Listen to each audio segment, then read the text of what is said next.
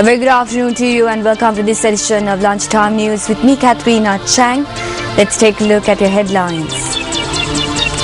Death penalty imposed on a doctor who raped and murdered a girl at the Negombo General Hospital. Individuals who transported marijuana in a gas cylinder arrested. On international news, Obama arrives in Europe for talks on Ukraine.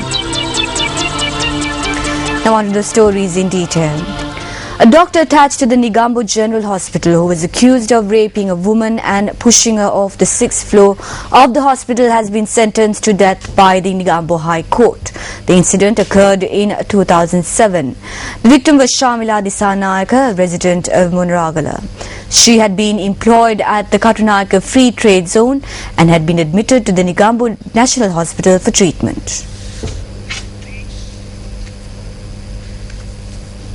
A virtual private network connecting all police stations in the country was launched yesterday under the auspices of IGP N.K. Langakun. The event was held at the police headquarters in Colombo. The aim of the new virtual private network or VPN is to seamlessly connect all police stations in the country and make the police force become more efficient. The system, which was declared open in line with the 148 Police Day commemorations, which falls today, is also aimed at reducing expenses. The IGP noted that the new VPN would allow OICs and other high-ranking officials of the police to contact each other with ease and without incurring any charge. He added that the system will also expedite the transmission of emergency messages. The individual who self-immolated outside the Kolpiti police station yesterday has passed away. The individual was receiving treatment at the National Hospital in Colombo at the time of his demise. The police media spokesperson unit noted that the individual had given a statement to the police that he is engaging in the act as a sign of protest against the action of former UN Human Rights Commissioner Navi Pillai. The deceased has been identified as a retired staff sergeant. The post-mortem inquiry into the death is due to be carried out today. Furthermore, the individual has been identified as a 73-year-old resident from the Pannipitiya area.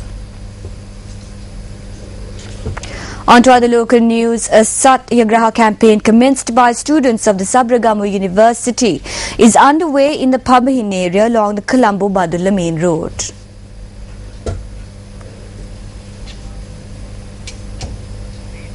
Convener of the United Students Union, Rasavijay Singh, has stated that even though there are currently examinations underway in a number of faculties rather, the students would continue to engage in the Satyagraha campaign.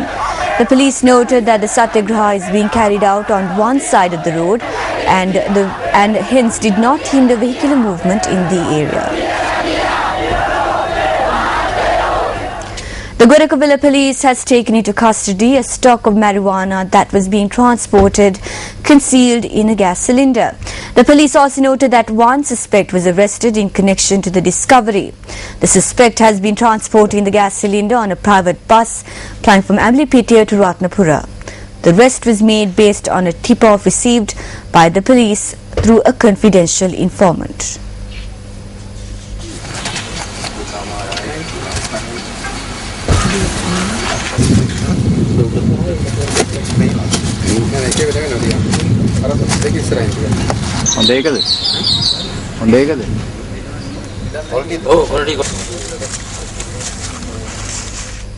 The 2014 Colombo International Film Festival commenced yesterday. MTV, NBC and Newsfirst are the media sponsors of the film festival. The Colombo International Film Festival, organised by the Sri Lanka Film Directors Guild, was inaugurated at 6 o'clock last evening at the Regal Cinema Hall. 102 films from 40 countries which have won international praise in 2013 and 2014 will be screened during the festival. The screenings, which will be held at 5 locations across Colombo until the 7th of this month, are open to the public free of charge. The organisers will also hold several workshops in the fields of direction, photography and screenwriting during the Colombo International Film Festival.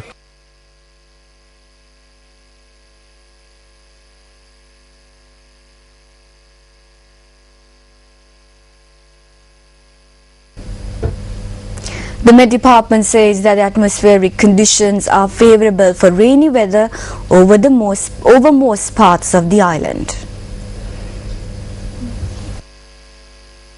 Atmospheric conditions are favorable for rainy weather over the most parts of the island. Showers will occur at times in the central, Sabaragamo, western, northwestern and southern provinces. Thunder showers will develop at several places in the Uva, north central and eastern provinces during the afternoon or evening. There may be temporary localized strong winds during thunder showers. General public is kindly requested to take adequate precautions to minimize the damage caused by lightning activities.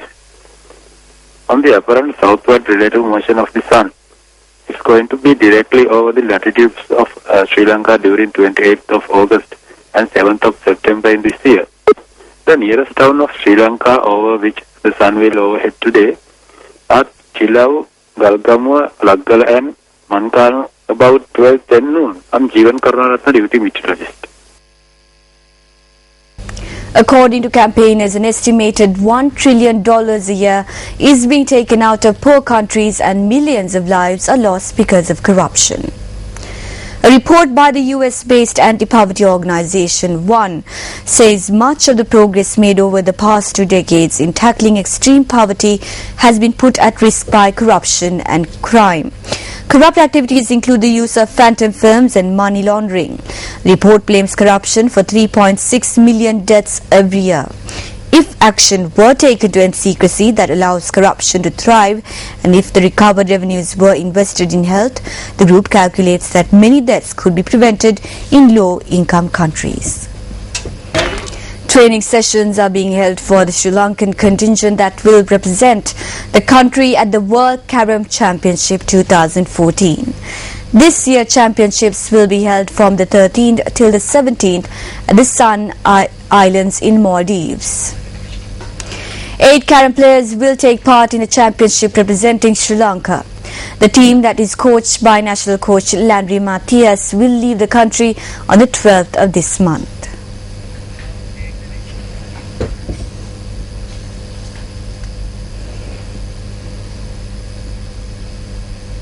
Meanwhile, a special meeting was held at Sri Lanka Cricket today to decide on the Sri Lanka national cricket coach. Chairman of the selector, Sanajay Surya, speaking to Sports First, noted that the committee appointed to select the next national coach had shortlisted 8 candidates out of 17 applicants.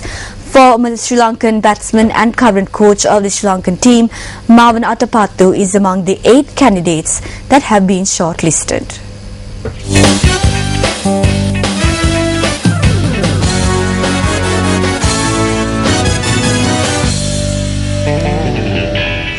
Well, now we've come to a conclusion of this edition of Lunchtime News, but make sure to catch on with our 55 bulletins in the next stop. Hotline 0114-896-896. www.newsfirst.lk. Feedback at newsfirst.lk.